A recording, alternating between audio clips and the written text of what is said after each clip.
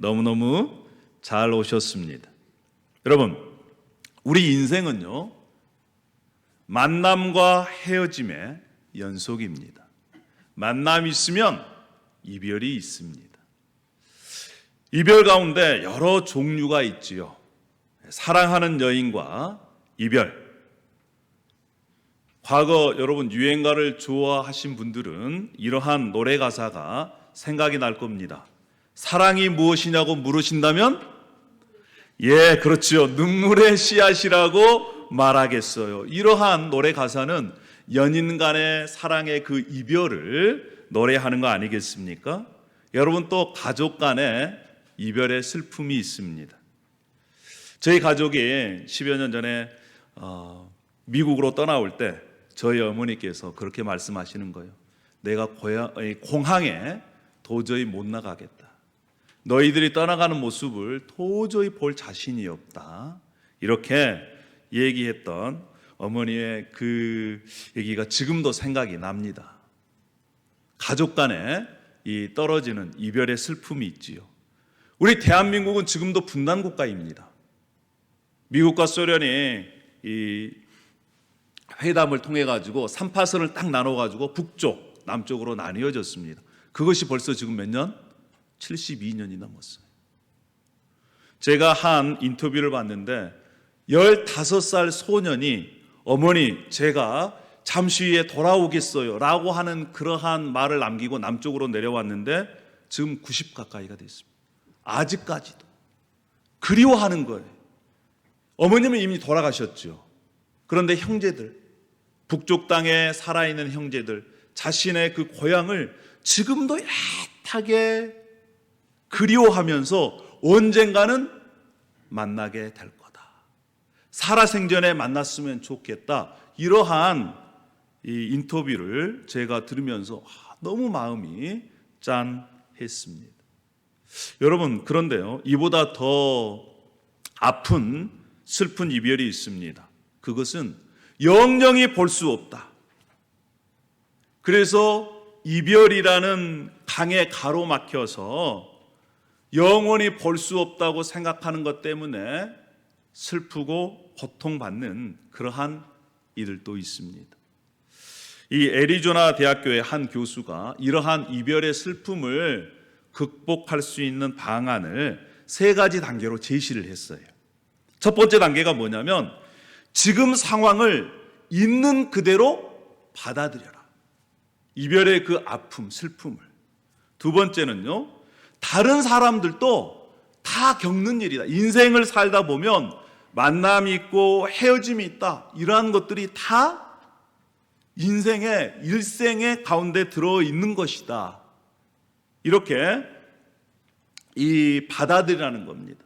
마지막 3번째는요, 자기 자신에게 친절하게 대하라는 거예요. 그래, 내가 그때 왜 그랬을까? 내가 이런 잘못을 왜 했을까? 이렇게 자책하지 말고 그래, 괜찮아. 이렇게 다독거려 주라는 것입니다. 그런데 여러분 생각해 보세요. 이러한 3단계를 거친다고 하더라도 여전히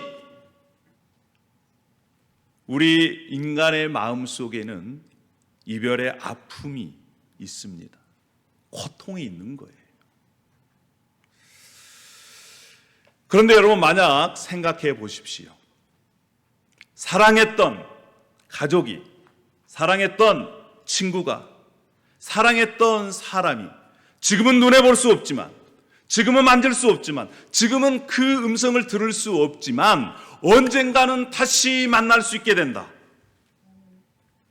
언젠가는 다시 손과 손이 마주 잡고 얼굴과 얼굴이 보고 그의 음성을 들을 수 있다라고 하는 그러한 소망이 있다면 그러한 아픔들, 그러한 슬픔들을 이겨낼 수 있지 않겠습니까?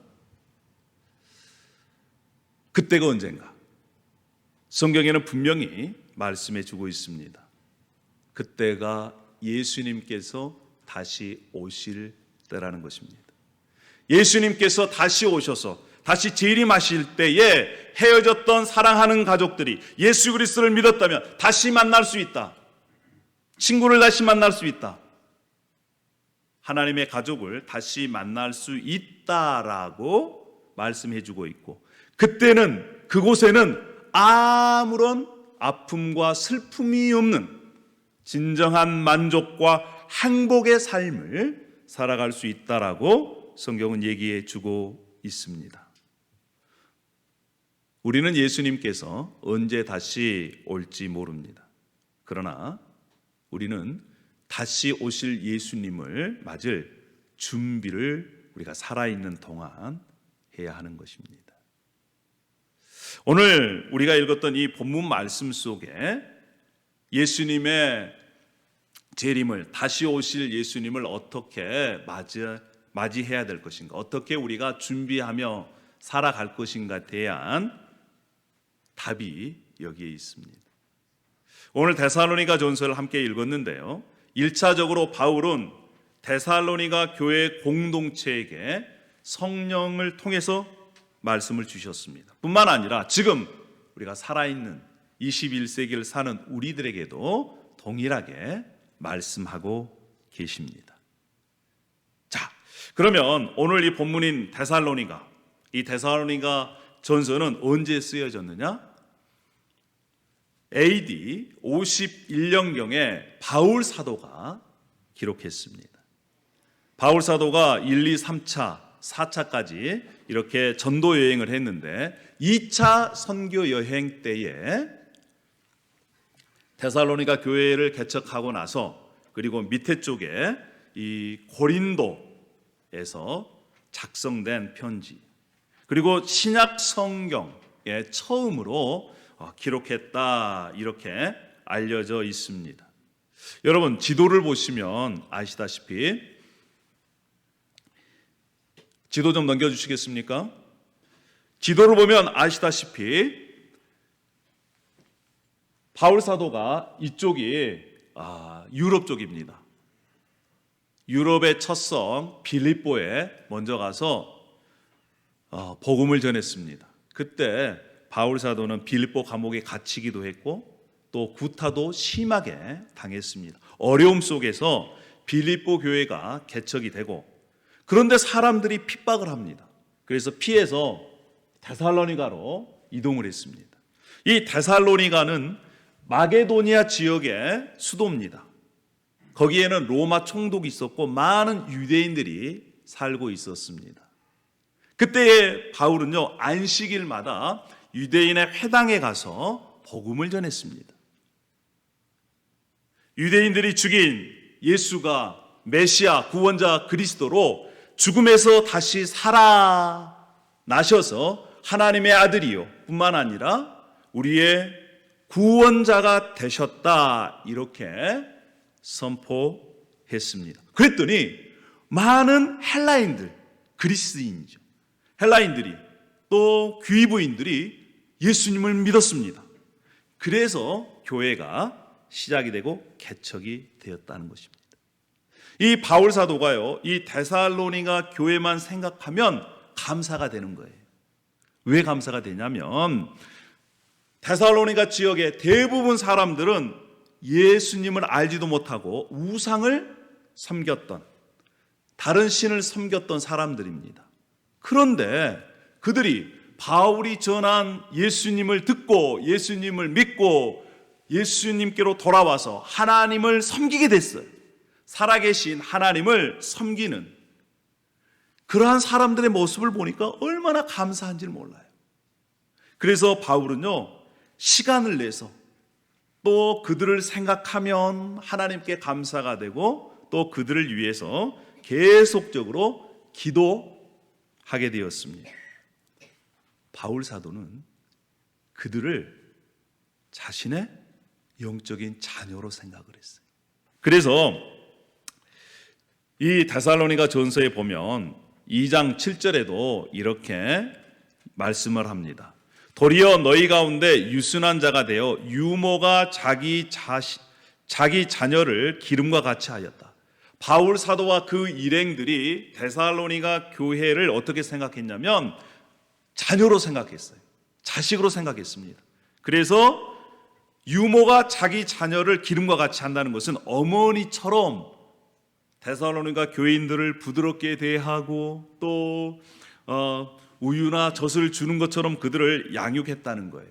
마치 어머니가 어린 아이들을 키우는 것 같이 그러한 마음으로 그렇게 대했다는 것입니다. 여러분, 이 세상에 제일 위대하고 큰 인간의 사랑이 뭐예요? 어머니의 사랑입니다. 그러한 마음으로 이 교회 공동체를 대했습니다.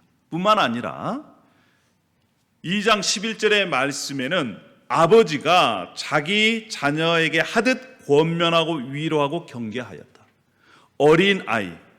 어린아이처럼 행동하면 아버지는 또 엄하게 때로는 가르치잖아요. 그것처럼 아버지로서 이렇게 권면하고 위로하고 또 충고했다고 말씀을 합니다. 이런 관계였어요. 바울 사도와 그 선교팀은 데살로니가 교회를 자기 자식처럼 양육하고 생각했습니다. 여러분, 부모님의 그 위대한 사랑, 그 사랑은 어떤 사랑입니까? 자녀들까지도 자신의 목숨을 내어줄 수 있는 그러한 이 사랑이 부모님의 사랑 아니겠어요? 그래서 데살로니가전서 2장 8절에는 이렇게 고백을 하는 것입니다. 자, 내가 너희를 사랑한다.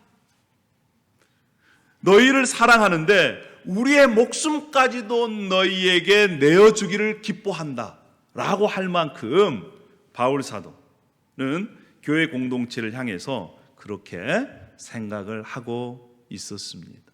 얼마나 아름다운 관계입니까? 저도 이 목회자가 되기까지 또 목회자가 되어서도 저의 영적인 성장을 위해서 헌신과 수고를 아끼지 않는 그러한 영적 스승님이 계십니다.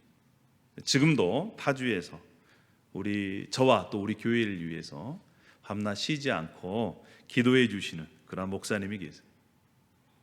사랑하는 여러분, 아이가 혼자 자라지 못하는 것처럼 신앙생활도 마찬가지입니다. 신앙생활도요, 예수님을 믿고 나서 이 영적인 어린아이가 지속적으로 자라나기 위해서는 많은 사람들의 헌신과 수고가 있어야 된다는 것이지요. 저도 이렇게 새벽 기도하면서 또 아침에 교회에 나와서 이 자리에 앉아서 여러분들이 앉아있는 그 자리를 생각하면서 기도합니다. 하나님께서 그분들을 찾아가 주시어서 정말 한 사람 한 사람이 예수님을 제대로 알고 바로 알고 영적으로 성장해서 강건하게 해 주십시오 라고 하는 기도를 매일매일 올리려고 합니다. 그렇습니다, 여러분. 바울 사도의 그런 헌신적인 수고, 그 헌신적인 수고를 이 데살로니가 교인들이 알았습니다. 그래서요, 바울 사도 일행이 단 3주 동안 그곳에 머물러 있었어요. 데살로니가에. 그런데 그들이 바울 사도가 전한 복음을 받아들였습니다.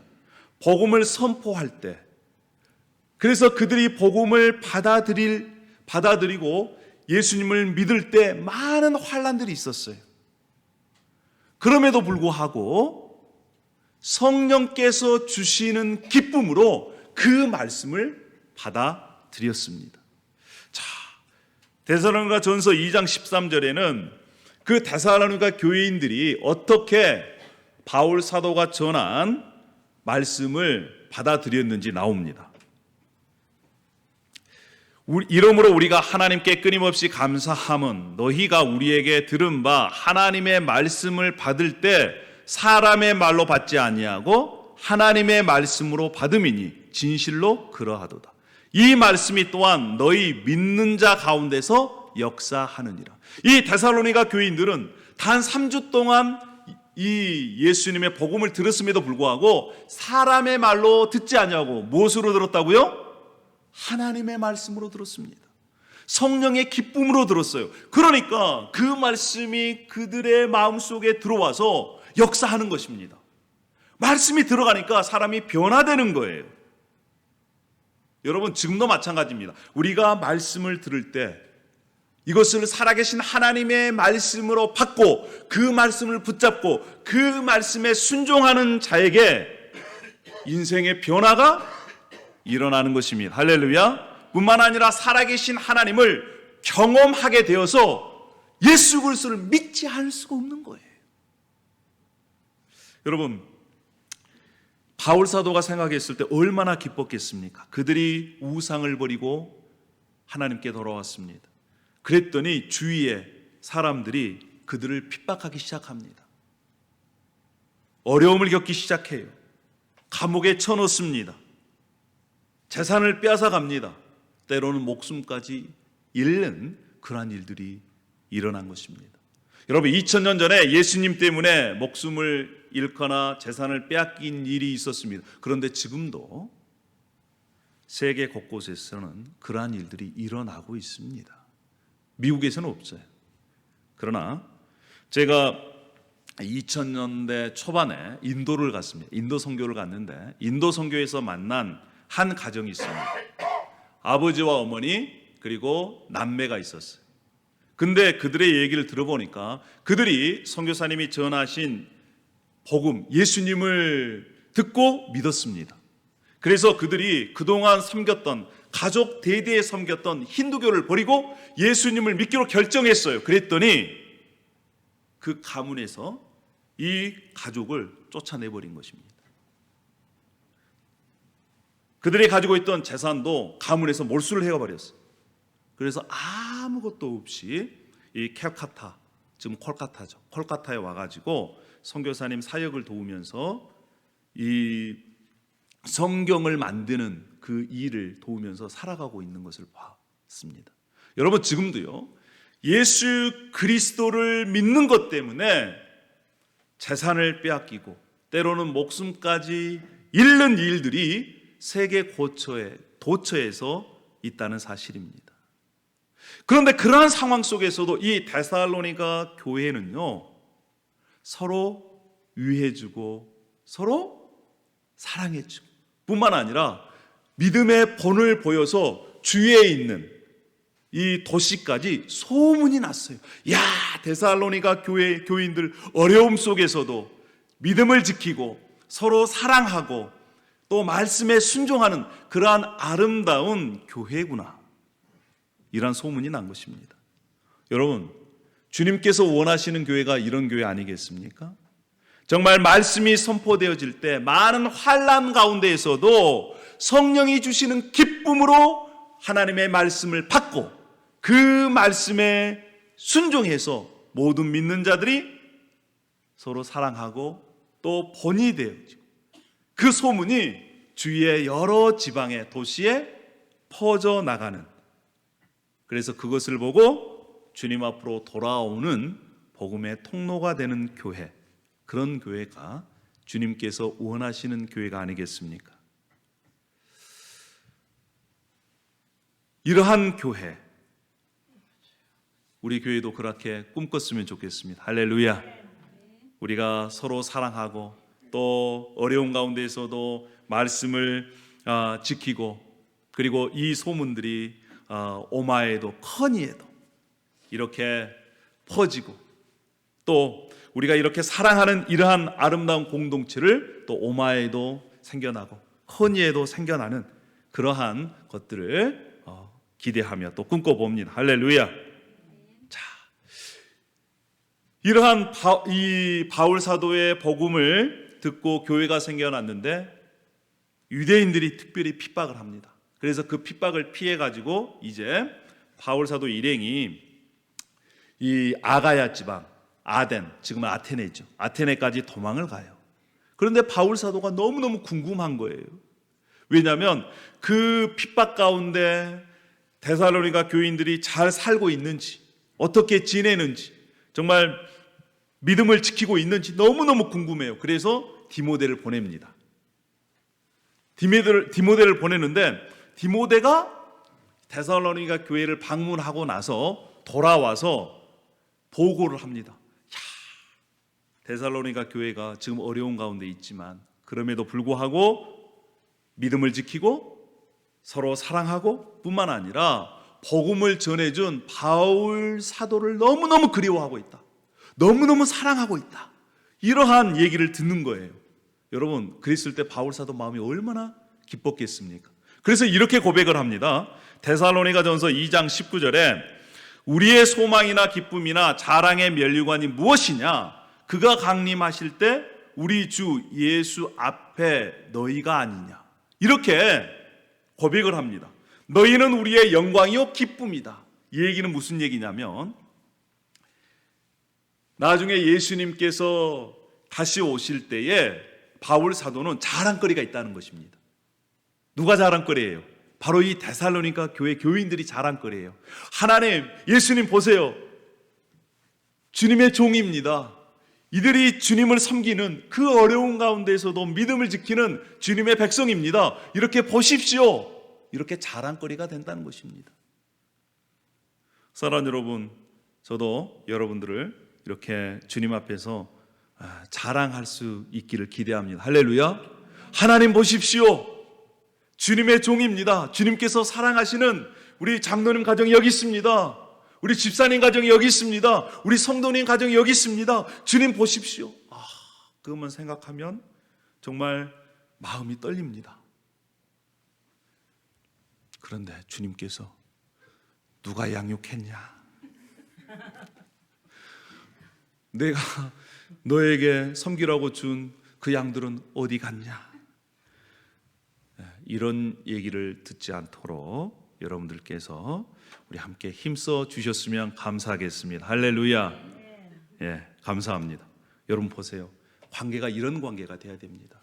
주님 앞에서 서로 자랑할 수 있는 관계. 그러면 그 가운데서 역사가 안 일어날 수 없어요. 더욱더 사랑하지 않을 수가 없는 것입니다. 할렐루야. 자, 이런 가운데서 이제 바울이 편지를 씁니다.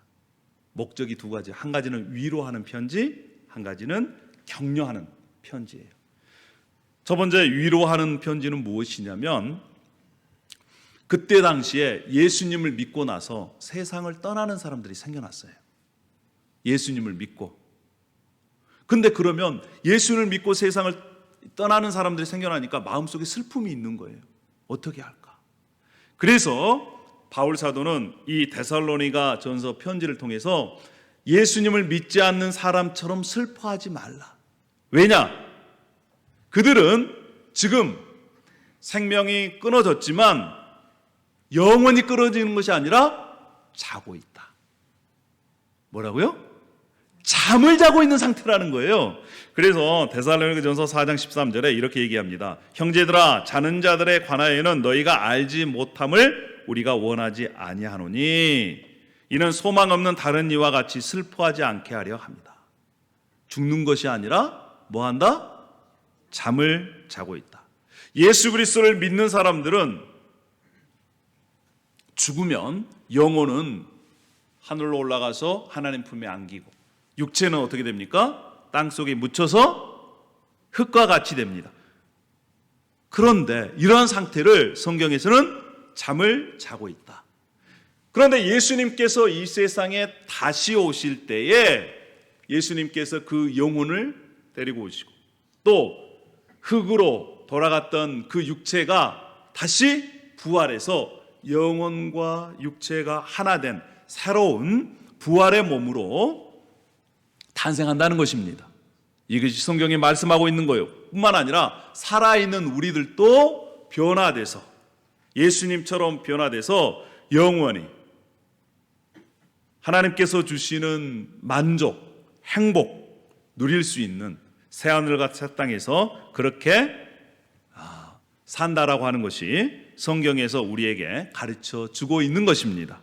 그래서 예수 그리스도를 믿고 이 세상을 떠난 사람, 우리는 언젠가는 만날 수 있는 소망이 있는 것입니다. 언젠가는 잠시 헤어진 그러한 슬픔을 이겨낼 수 있다는 거예요. 저도요, 이제 50 중반을 살면서 인생 가운데 여러 가지 이별의 슬픔을 참 많이 겪었습니다. 가까이는 저희 가족, 친구, 또 영적인 스승을 먼저 떠나보내야 했습니다. 그 가운데 저를 인격적으로 예수님을 만나게 믿게 한 그러한 친구가 있었습니다. 20대 중반까지 제가 어렸을 때부터 교회를 다녔지만 제 친구가 저를 봤을 때는 아직까지 예수님을 믿지 않는 것처럼 그렇게 보였나 봐요. 그래서 제 친구가 저에게 이렇게 얘기를 합니다. 동현아, 예수님을 믿으려면 교회를 다니려면 예수님을 믿고 다녀라. 이러한 얘기를 하는 거예요. 그때 저는 매우 자존심이 상했습니다. 왜냐하면 어렸을 때 교회를 다녔습니다. 중고등학교 크리스찬 학교에서 종교부가 있었습니다. 전체 학생회 종교부장으로서 학생들 앞에서 예배도 인도했습니다. 학생회 간부로서 예수님에 대해서 얘기도 했습니다. 청년회 때까지 교회는 안 빠지고 다녔어요. 그런데 저보고 교회를 다니려면 예수님을 믿고 다니라니, 이러한 자존심 상하는 얘기가 있겠습니까? 매우 그때 제 마음에 불쾌했습니다. 다시 그 친구를 보고 싶지 않았어요. 그런데 그 친구의 말이 저를 향한 유언이 됐습니다. 이틀 후에 그 친구가 교통사고로 세상을 떠나게 된 것이지요. 저는 그때 마음속에 크나큰 충격을 받았습니다. 아니, 때로 하나님께 원망스러웠어요. 25살이었습니다. 그 친구가 너무너무 착했어요. 신앙도 좋았습니다. 다른 친구들의 본이 되었어요. 교회에서도 그 친구가 없으면 안 될 정도로 교회를 섬겼습니다. 그런데 갑작스럽게 교통사고로 세상을 떠나다니요. 그때 저는 의문이 생겼습니다. 하나님께서 왜 그를 데려가셨는지 하나님께 묻고 싶었습니다. 그래서 제가 장례식장에서 그렇게 결단했습니다. 하나님께 물어보리라. 하나님께서 대답을 해 주시면 제가 계속 교회를 다닐 거지만 대답을 안 해 주시면 이제 교회도 빠이빠이다. 그래서 그때 계속적으로 물었어요. 길을 걸어갈 때마다 생각했습니다. 하나님, 왜 데려가셨어요? 또 앉아서도 물었습니다. 하나님, 왜 그 친구를 데려가셨어요? 잠을 자다가도 깨어서 물었습니다. 하나님, 답답해서요. 도저히 견딜 수가 없는 거예요. 하나님, 왜 그 친구를 데려가셨어요? 왜 그 친구가 필요하셨나요? 계속해서 물어요. 하나님께서 대답해 주셨을까요? 안 주셨을까요? 물어도 대답이 없어요. 계속해서 더 답답해 갑니다. 그런데 교회를 20여 년 다녔기 때문에 매주마다 드는 풍월이 있어요. 그것이 뭐냐면 하나님의 음성을 들을 수 있는 방법이 있다. 그것이 뭐다? 뭘 통해서? 성경을 통해서 들을 수 있다라는 거예요. 여러분, 그때까지는요 20년 동안 다녔으면서도 그 얘기가 무슨 얘기인지 몰랐어요. 아, 그래? 그러면 좋다. 이제는 물어도 대답이 없으니까 성경책에서 하나님의 음성을 들을 수 있다 그러니 내가 한번 성경을 읽어보겠다. 그때부터 성경을 읽기 시작했습니다. 근데 제일 처음에는 뭔 말인지 모르죠. 그러나 성경을 계속해서 읽었어요. 오기가 생겨가지고 그때 요한일서 2장 15절까지 갔습니다. 요한일서 2장 15절에 이런 말씀이 있었습니다. 이 세상이나 세상에 있는 것들을 사랑치 마라. 누구든지 세상을 사랑하면 아버지의 사랑이 그 안에 있지 아니하니. 제가 처음으로 아버지의 사랑이라고 하는 단어가 제 눈에 들어왔습니다. 아버지의 사랑? 이게 뭔 말이에요? 아버지의 사랑. 도대체 아버지의 사랑이 그 안에 있다는 말과 없다는 말이 무엇인가 관심을 갖기 시작했습니다. 그리고 17절에 이런 말씀이 있어요. 이 세상도 그 정욕도 지나가되 오직 하나님의 뜻을 행하는 자는 영원히 거하느니라. 하나님의 뜻? 이 단어가 제 안에 들어왔어요. 두 단어가 제 안에 들어오면서 계속해서 제가 읽어가기 시작했습니다. 그때의 요한일서 4장 10절 말씀. 사랑은 여기 있으니 우리가 하나님을 사랑하는 것이 아니요 하나님이 우리를 사랑하사 하나님이 나를 사랑하사, 하나님이 조동현을 사랑하사, 이 말씀이 제게 들어오기 시작한 것입니다. 아니, 하나님께서 나를 사랑했다고? 나 같은 놈을 사랑했다고? 그래서 나의 죄를 속하기 위하여 화목제물로 그 아들 예수를 보내셨다고. 나 같은 놈을 위해서 예수 그리스도께서 십자가에 죽으셨다고. 저는 그때 이 말씀을 통해 충격을 받았습니다. 아니, 나 같은 놈을 하나님께서 사랑하셔서 자신의 아들을 십자가에 죽이셨다. 그때 제가 하나님의 사랑을 깨닫고 그 하나님의 사랑을 받아들였습니다. 그리고 이제 남은 인생을 예수 그리스도를 위해 예수님을 주인으로 모시고 살겠다고 결단을 했습니다.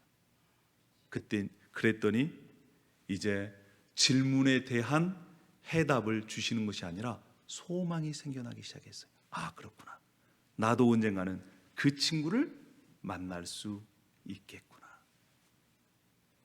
사랑하는 여러분, 예수님께서는 언젠가는 이 땅에 다시 오십니다. 우리가 예수 그리스도를 믿는다면 이 땅에서의 우리의 삶은 영원한 헤어짐이 아닙니다. 그리고 소망이 있습니다. 그뿐만 아니라 오늘 성경 말씀에는 예수 그리스도를 어떻게, 다시 오실 예수님을 어떻게 준비해야 할 것인지 위로와 더불어서 격려와 경고를 우리에게 주십니다. 왜요? 예수님이 다시 오실 그날은 한편으로는 위로의 날이고 한편으로는 구원의 날이지만 한편으로는 심판의 날이고 한편으로는 멸망의 날이기 때문에 그렇습니다. 그래서 우리가 어떻게 예수 그리스도를 맞을 준비를 해야 할까요? 첫 번째는요, 정신을 차려야 됩니다. 깨어 정신을 차리자. 데살로니가전서 5장 6절에 이렇게 말씀합니다. 그러므로 우리는 다른 이들과 같이 자지 말고 깨어 정신을 차릴지니라. 많은 사람들이 예수 그리스도를 믿는다고 하지만 지금 잠에 취해 있습니다. 세상에 취해 있습니다. 정신이 혼미합니다. 여러분, 정신이 혼미한 상태, 잠에 취해 있는 상태는 지금 바깥에서 무슨 일이 일어나는지 알지를 못해요. 적들이 침투해서 자신의 재산을 다 빼앗아 가도 알지 못합니다. 관심도 없습니다. 그런데 성경에서는 뭐라고 말씀하느냐? 지금이 깰 때라는 거예요. 지금이 정신을 차릴 때라는 것입니다.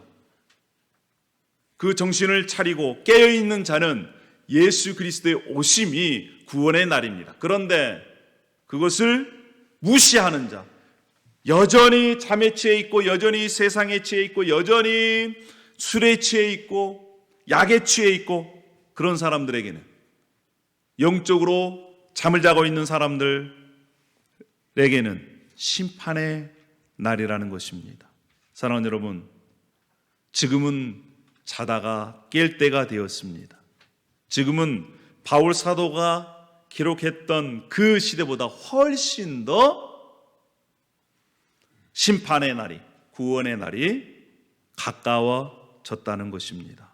사랑하는 여러분, 우리가 영적으로 잠에서 깨어나기를 소망합니다. 할렐루야. 첫 번째입니다. 그것을 통해서 우리가 예수 그리스도의 재림을 준비할 수 있습니다. 두 번째는요, 따라하겠습니다. 믿음과 사랑으로 무장하자. 믿음과 사랑으로 우리가 무장을 해야 합니다. 데살로니가전서 5장 8절에 이렇게 말씀해요. 우리는 낮에 속하였으니 정신을 차리고 믿음과 사랑의 호심경을 붙이고 구원의 소망에 투구를 쓰다. 다 전쟁 용어입니다. 믿음과 사랑의 호심경, 가슴을 보호하는 그런 방패막이 있죠. 무장을 하는 것입니다.